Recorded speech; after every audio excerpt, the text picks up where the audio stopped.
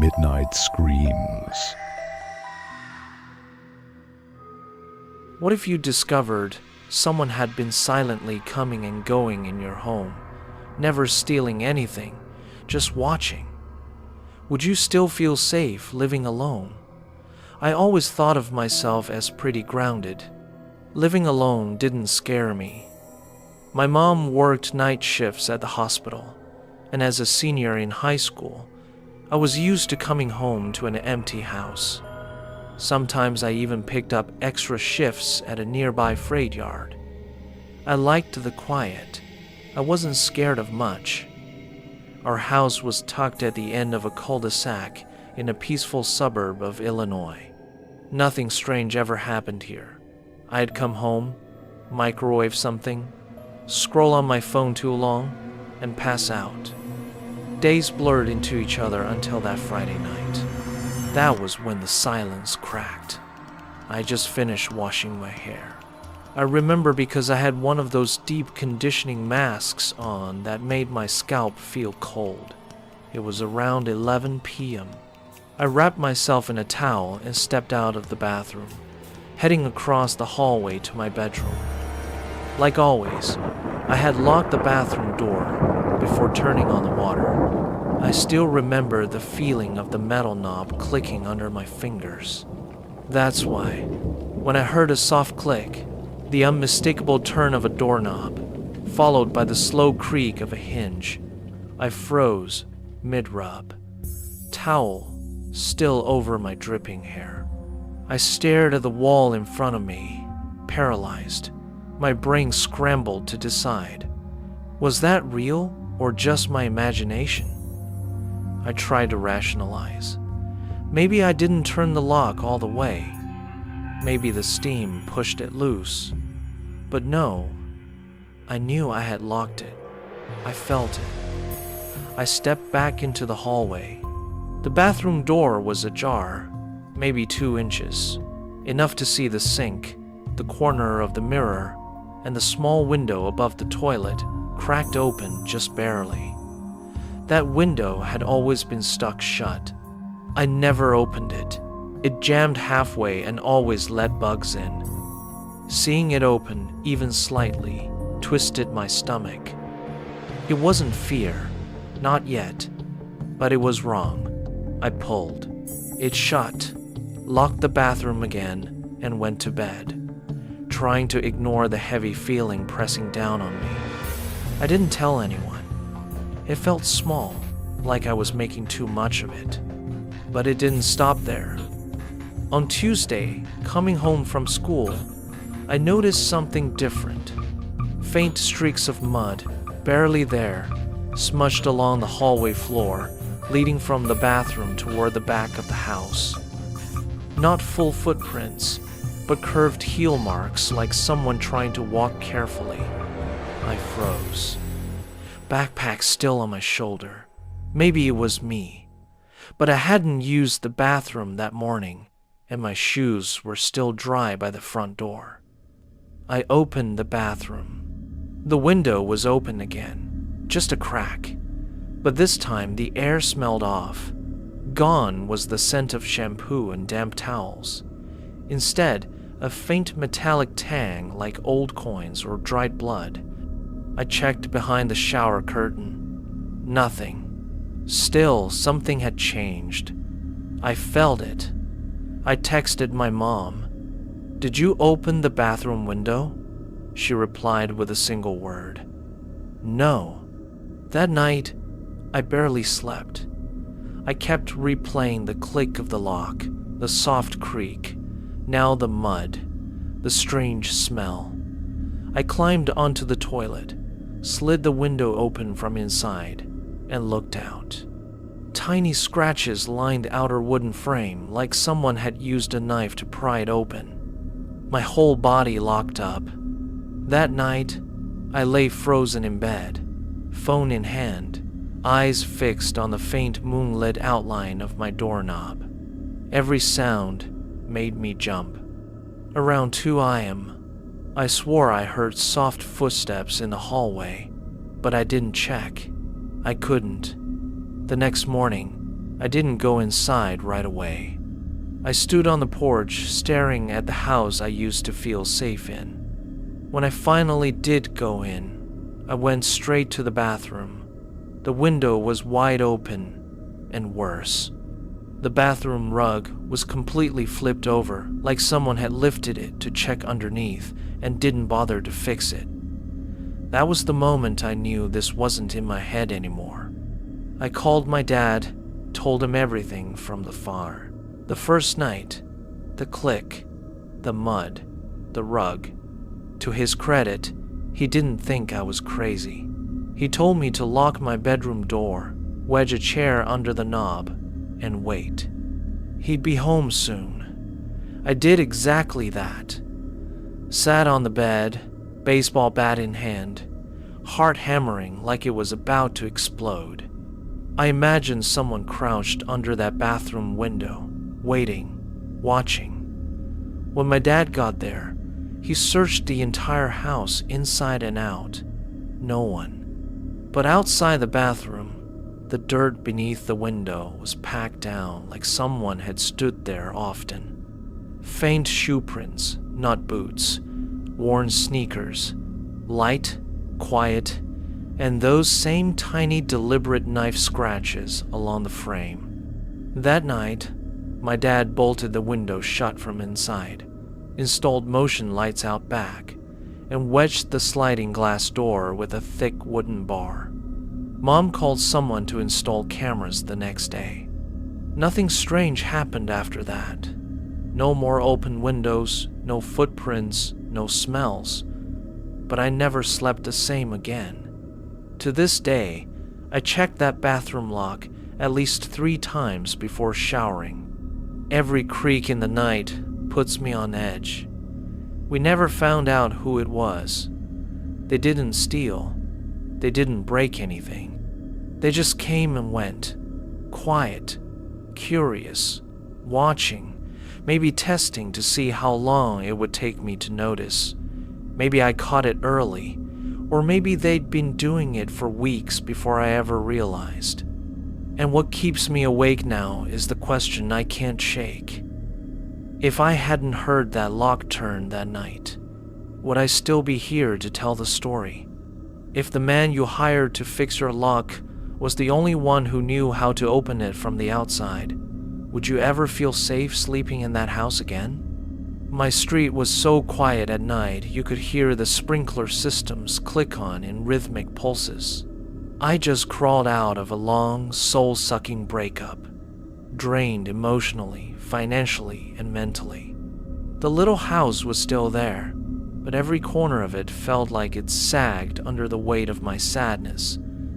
The sliding back door was one of many things I'd let go. The lock stuck all the time. If you pulled the door at just the right angle, it would pop open, even when it was locked. I'd shoved a cheap plastic bar from Home Depot into the track as a temporary fix, but it always made me feel like I was living inside a cardboard fort. I decided to fix it properly, but I was flat broke.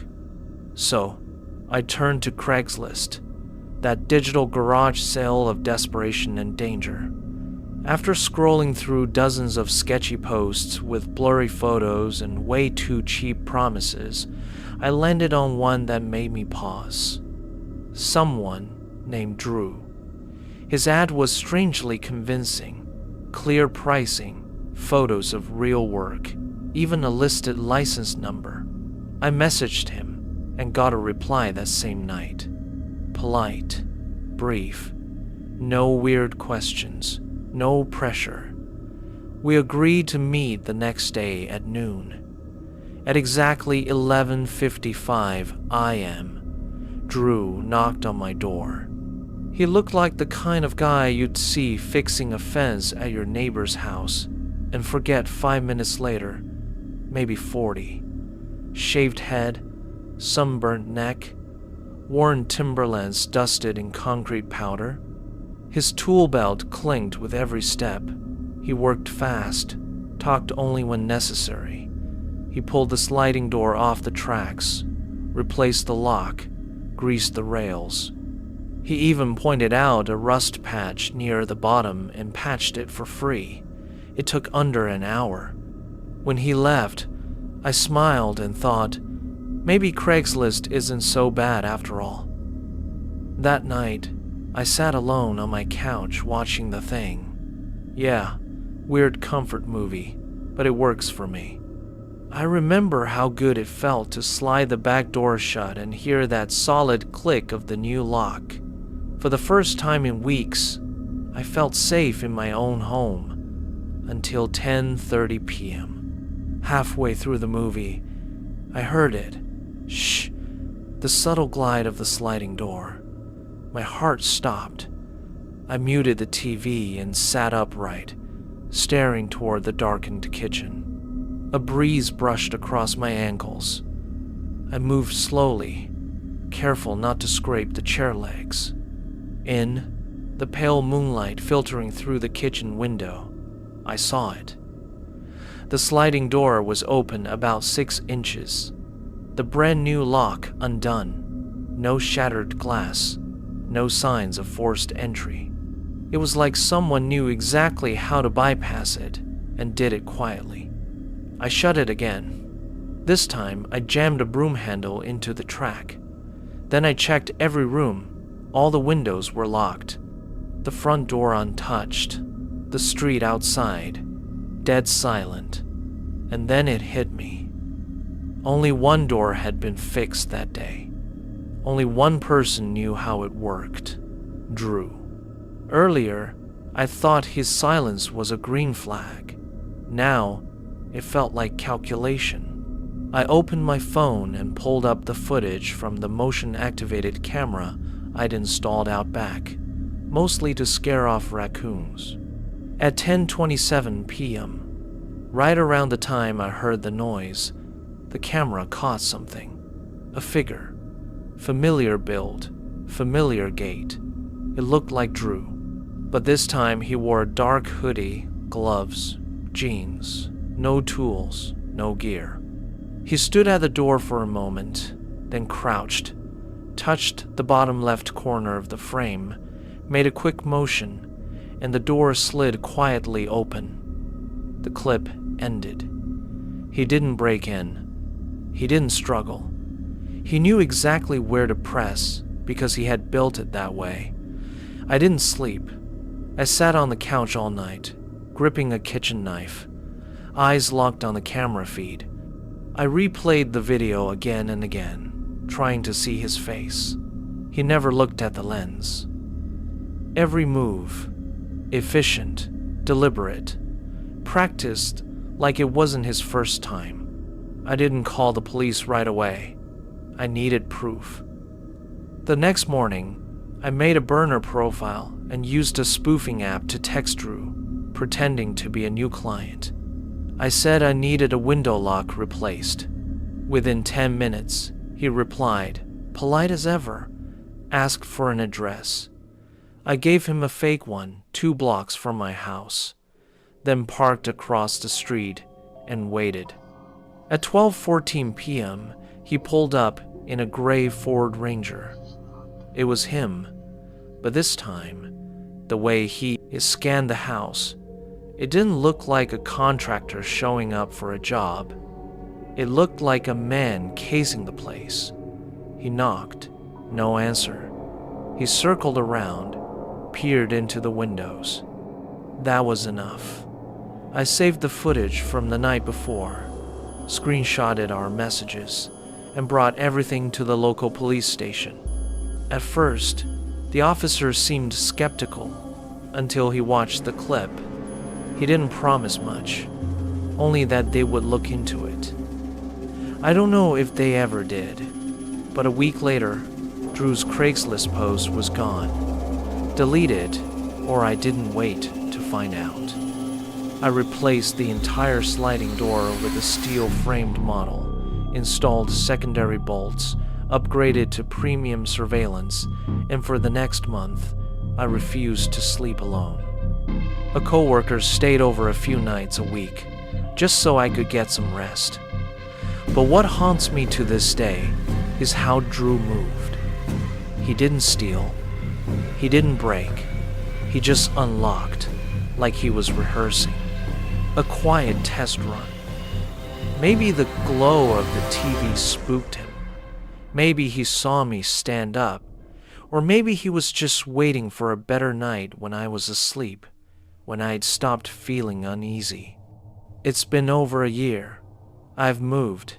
New city, new house, security system, reinforced doors, motion lights, and I never hire off Craigslist anymore. But still, sometimes in the middle of the night, I find myself turning around, checking the back door, touching the lock, just to make sure.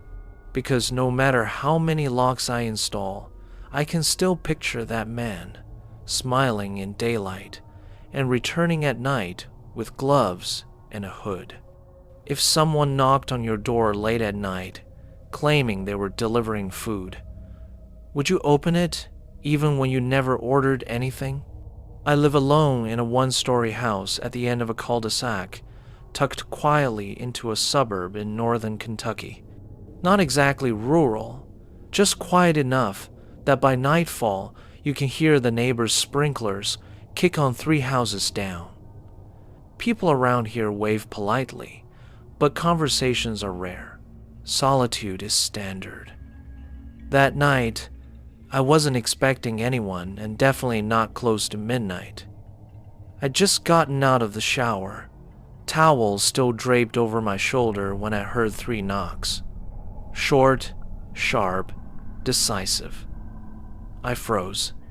At first, I thought maybe I imagined it, but then another set of 3 knocks, louder this time.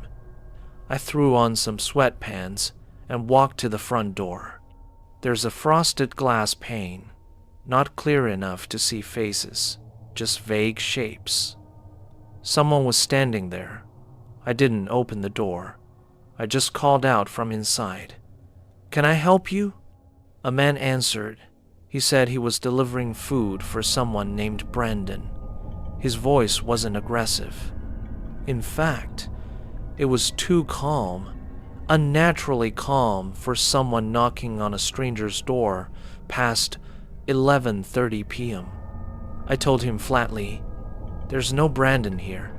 I didn't order any food."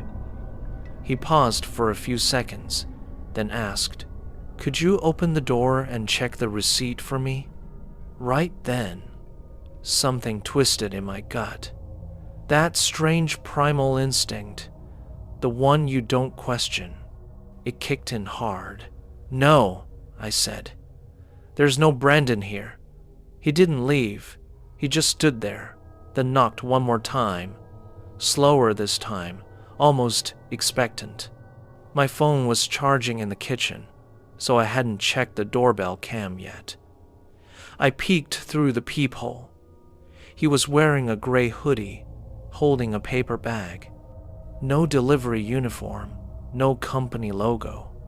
I raised my voice. "Leave. I'm calling the police." He stood there for another moment, then finally walked away. I waited a bit before cautiously peeking out the curtain. No car parked out front, no engine sound. If he was a delivery driver, where was his vehicle? And if it was just a mistake, why linger? I grabbed my phone and opened the doorbell camera app.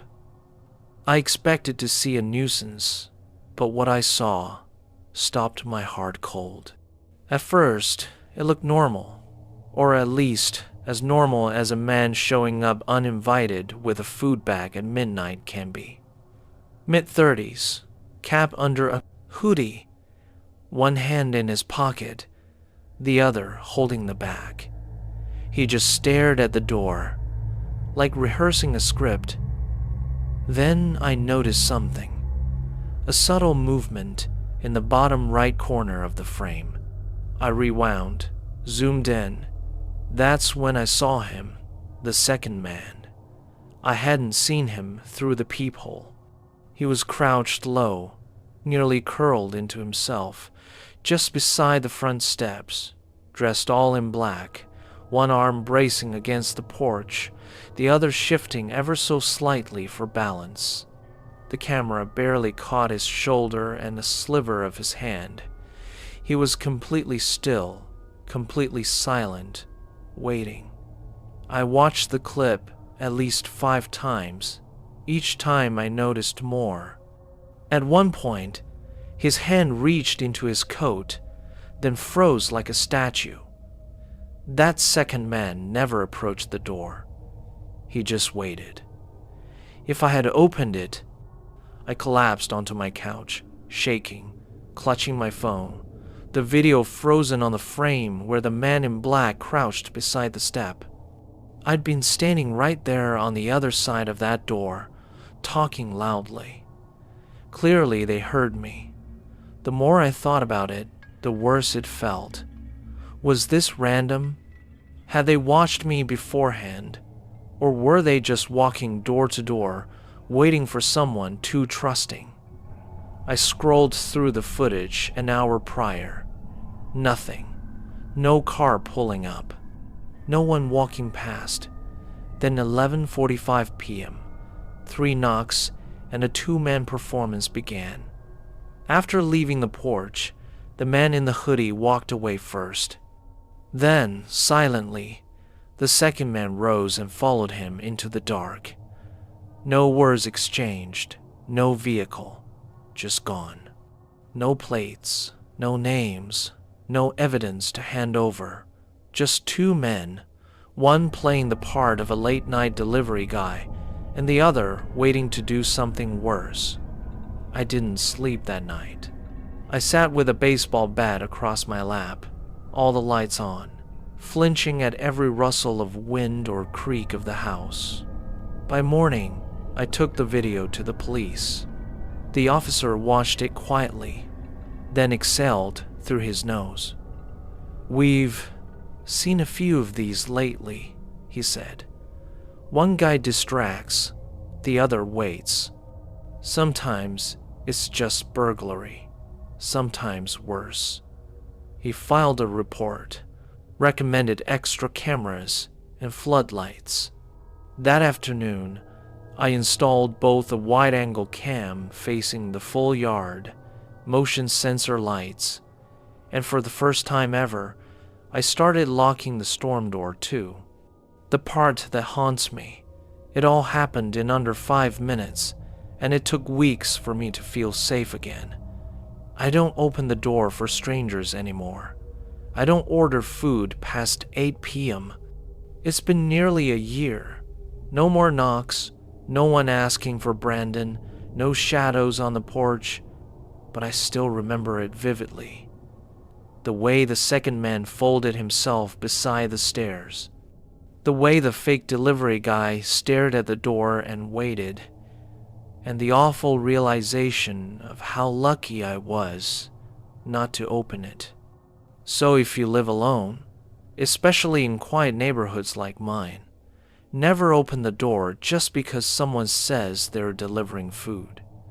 Check your cameras, lock your doors, and trust that uneasy feeling in your chest. Because some people don't knock to drop off dinner. They knock to see if you're ready to become their next victim. If the whole neighborhood goes dark in the dead of night, and a single motion light turns on, revealing a man just standing there staring into your home, what would you do? It happened on a mid-October night, just before Halloween. I live alone in a small house on the edge of a quiet Kentucky suburb. My ex-husband moved to Arizona 3 years ago, and this house, though modest, was the only place I still called safe. That night had been calm. I'd finished dinner and curled up on the couch watching a documentary, bathed in the warm glow of a single lamp. It was one of those nights where everything feels still, peaceful, like the world could wait until suddenly, click, no flicker, no warning, just darkness, total, suffocating black. I sat up startled, thought maybe the breaker had tripped, but as I listened, I heard nothing. No hum from the fridge, no whisper from the air conditioning, not even the buzz of the street lamps outside, just silence. I walked to the front window, gently pulled back the curtain. The entire street was dark. No porch lights, no window glow, no traffic, no flicker from street lights. Nothing like the whole block had held its breath. I grabbed my phone, still had battery, but no signal. Turned on the flashlight, but it barely lit the floor in front of me. Luckily, I kept a real flashlight in the hallway cabinet, just in case. I picked it up and made my way toward the laundry room, tucked behind the garage. I hate that room at night. It's damp, poorly insulated, covered in cobwebs. But if I was going to check the fuse box, I had no choice. I pushed open the creaky door, aimed the beam at the old breaker panel. All switches were fine. Not one was tripped. I panned the flashlight across the room. The laundry basket was empty. Dust on the washer lid. Everything seemed normal until something caught in the corner of my eye.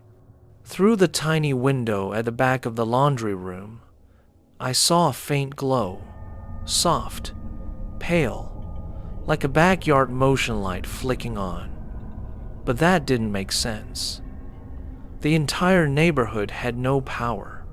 Why would that light, my backyard light, be on?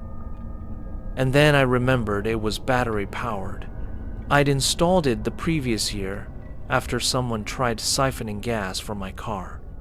It only turned on when something moved, and right now it was on. I killed the flashlight, crept to the window, peeled the curtain back just enough to see, and I saw him.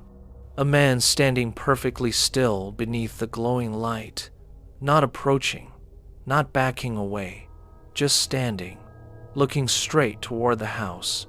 He was average height, dark hoodie, head slightly tilted down, hands hanging loose at his sides, no bag, no tools, nothing that screamed threat, but something about his stillness, his silence, the direction of his gaze made every part of my body scream danger. I dropped beneath the window, sat against a wall, held my breath. 1 minute, 2. I didn't move. I tried to rationalize. Maybe he's with the power company. But there was no truck, no equipment. And if the whole grid was down, why was he alone behind my garage? I crawled into the hallway, turned off the light, gripped the flashlight like a weapon, but didn't dare turn it on. Tried calling 911. Still no signal. I glanced out the front window. Still pitch black. No movement, no cars, no one. For a moment, I considered running to my neighbor Kathy's, but she was out of town, visiting her sister in Oregon. I was alone. I locked every door, double-checked the windows, sat curled up in the hallway, flashlight in one hand, kitchen knife in the other. Time crawled.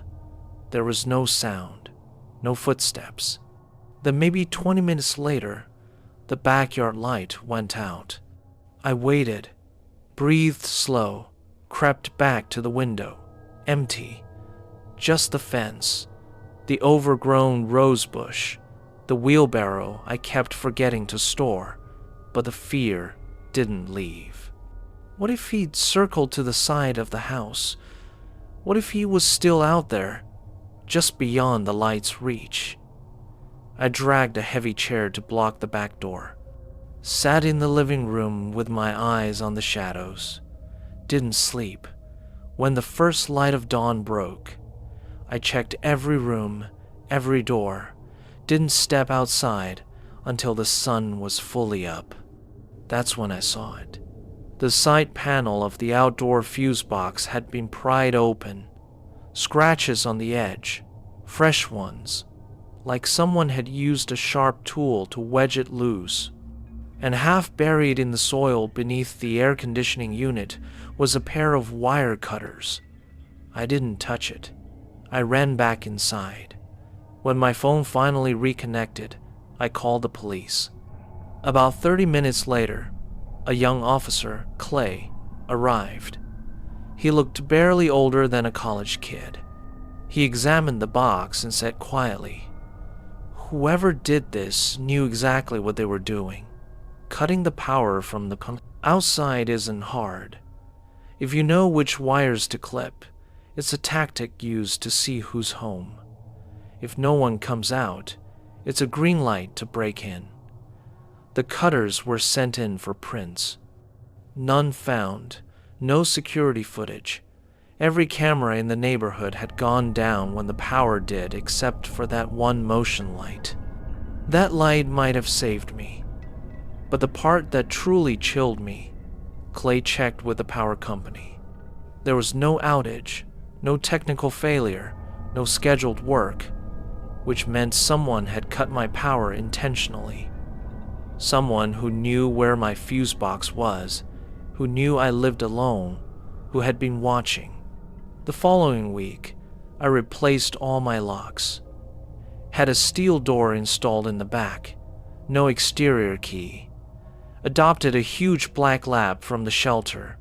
His name's Moose. He's goofy, but loyal. Still, I haven't slept the same since. I check the battery on that motion light twice a month, keep a flashlight next to the bed, and sometimes at 3 a.m., I find myself staring out at the backyard, wondering if that light will come on again. So far, it hasn't yet. But now I know if it does, I won't tell myself it's just a cat, because someone once stood in my yard, knew where I lived, knew how to kill the lights, and knew I was completely alone in the dark. If a stranger in uniform holding a clipboard knocks on your door claiming to be maintenance staff, would you be clear-headed enough to ask, "Do you have any identification?" I never thought living alone could feel so terrifying.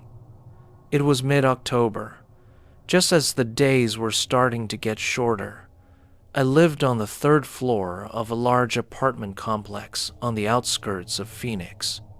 All the buildings were the same beige color, so identical you could walk into the wrong unit without realizing. I barely knew my neighbors, though I could hear their sneezes through the vents. I worked remotely for a marketing company, so my days were mostly Zoom calls, coffee on the balcony, and silence. No pets, no roommates, just me and my laptop. Honestly, I liked it that way. That day had been the usual kind of boring, the kind I found comforting. I just finished a meeting at 1:30 p.m., reheating some leftover spaghetti when I heard it. 3 knocks, slow, deliberate. Not the doorbell, not someone calling out, just 3 firm knocks. I froze. No one was supposed to visit, and no one ever just showed up. I walked up to the peephole and looked through. A man, late 30s or early 40s, wearing a dark blue polo shirt, holding a clipboard, sunglasses pushed up on his head, short facial hair, radio clipped to his belt. There was a logo on his shirt, but too blurry to read from the peephole. He must have seen my shadow through the door because he called out, "Hi, ma'am. I'm with maintenance. We're doing a quick check on water heaters due to a leak downstairs. Should only take a minute." His voice was too smooth, like he'd rehearsed it a dozen times, but I didn't open the door. Instead, I responded politely. "Could I see some paperwork from the management office first?" That moment, the air between us shifted. He paused, face tensed slightly, then replied, "Ma'am, I'm just here to check the water, that's all." I didn't move, but something in my body tensed. Not fear, exactly. More like instinct. That primal signal that something was off. Then his tone changed deeper now. Just open up so I can do my job. That was when I knew something wasn't right. I said through the door, I'm not comfortable unless I can confirm with the office. He stood still for a beat, then muttered something I couldn't catch, turned and walked away. No rush, no panic, just calmly walked off like nothing had happened. I stood frozen behind the peephole for 5 minutes, waiting to be sure. Then I locked the deadbolt, slid the security bar across the door, something I'd never used before. My hands were shaking, not entirely from fear, but from the adrenaline. That ancient reaction when you barely escape something without even knowing what. I called the management office. It was lunchtime. No answer. So, I left a voicemail, sent an email. The rest of the day, I kept peeking out the window, checking the parking lot. Every footstep in the hallway made me jump. Around 4 p.m., I got a call back. Lisa, the manager. She sounded like the kind of woman who juggled 10 problems at once without blinking. I told her everything. She went quiet, then asked me to describe the man again. Height, clothing, name badge, the radio. When I finished, she sighed. We don't have any inspections scheduled today, and no one on staff matches that description. I felt my stomach drop. Lisa invited me to the office the next morning to review the security footage. That night, I didn't sleep. I kept the hallway light on, checked the locks 3 times, even pushed my nightstand in front of the door like I used to in college dorms. Maybe it was overkill, but I couldn't shake the feeling that he had picked my door. He left no note, no follow-up. It felt calculated. Next morning, I showed up right on time. Lisa was waiting. So was Kenny, the tech guy. She didn't say much, just motioned to the screen. You're not the only one. She rewound the footage. There he was. Same man, same clipboard. He walked up to a different unit across the hall, also occupied by a woman who lived alone. Knocked, waited, left, did it again 3 times. Lisa said someone else had reported him that morning. One tenant had cracked the door open, sensed something was wrong, and shut it just in time. He didn't force entry, didn't steal anything, just tested the waters. And he did it well enough to avoid breaking any obvious laws. Lisa printed his image from the footage, posted warnings around the complex. We think he knows exactly what he's doing, she said. Targets women living alone. Shows up during business hours, just friendly enough to make you doubt yourself. On the way back to my apartment, the building felt different. Every stranger in the parking lot, every footstep in the hall, felt like a threat. That week, I installed a chain lock, got a doorbell camera, bought a heavy-duty door wedge, started working from cafes just to avoid being home alone too long. About 3 weeks later, we got an email. Police hadn't found him, but he'd tried the same thing in 2 other nearby complexes. No one knew who he was.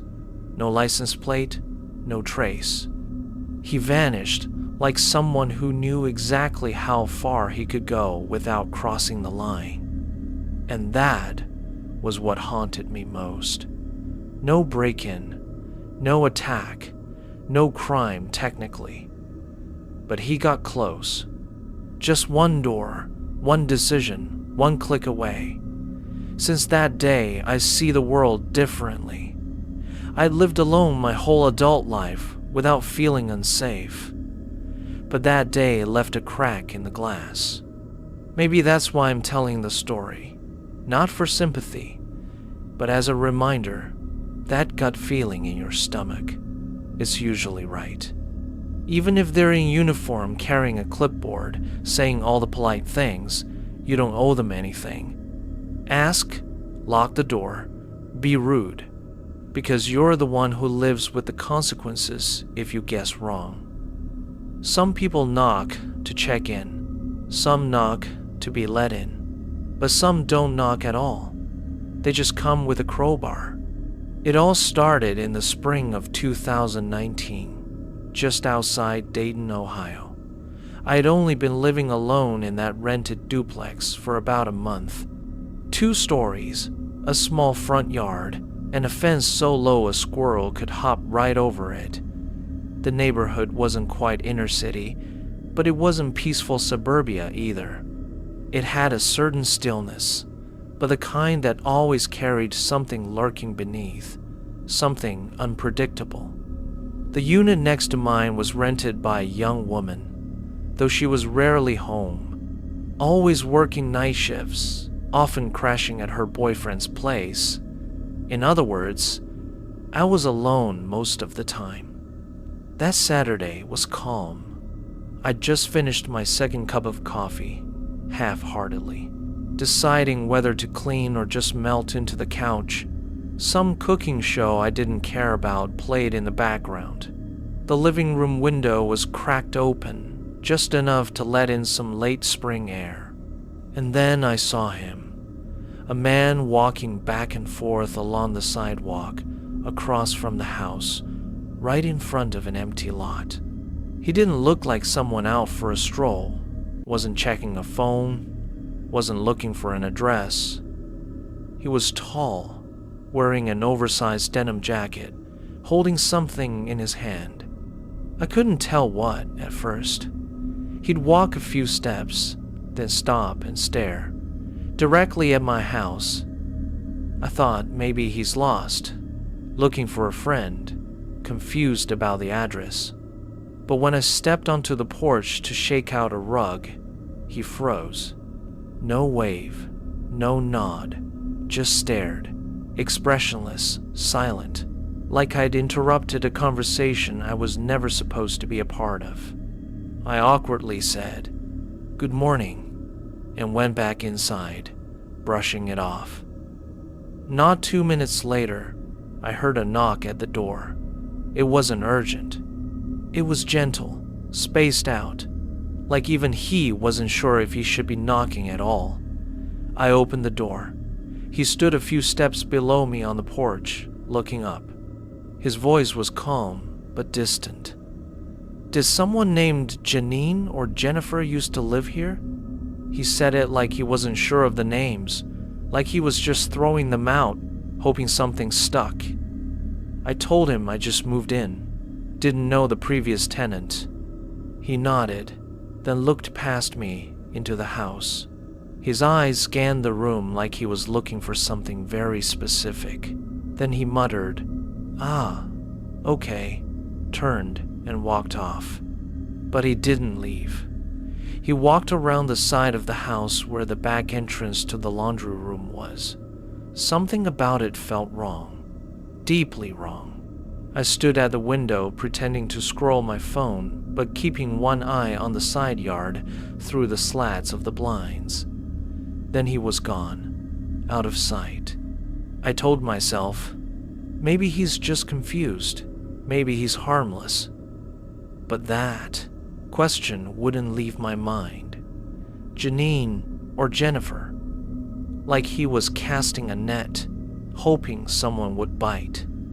I locked the front door, engaged the deadbolt, and an old habit from staying in a motel with my dad. I wedged a chair under the doorknob. I went back to folding laundry, but I'd lowered the television volume without even thinking because deep down I was listening. 20 minutes later, maybe more, I was washing a pot in the sink when I heard it. Metal on metal, not loud, but sharp enough to cut through the white noise of the room. A dry click, click, like someone was jamming something where it didn't belong. I stepped toward the side window near the laundry room, and my heart nearly stopped. He was back this time, crouched beside the side door, shoulders tense, one hand gripping a crowbar, wedging it into the door frame, like he knew exactly where the weak point was. My first reaction wasn't fear. It was disbelief.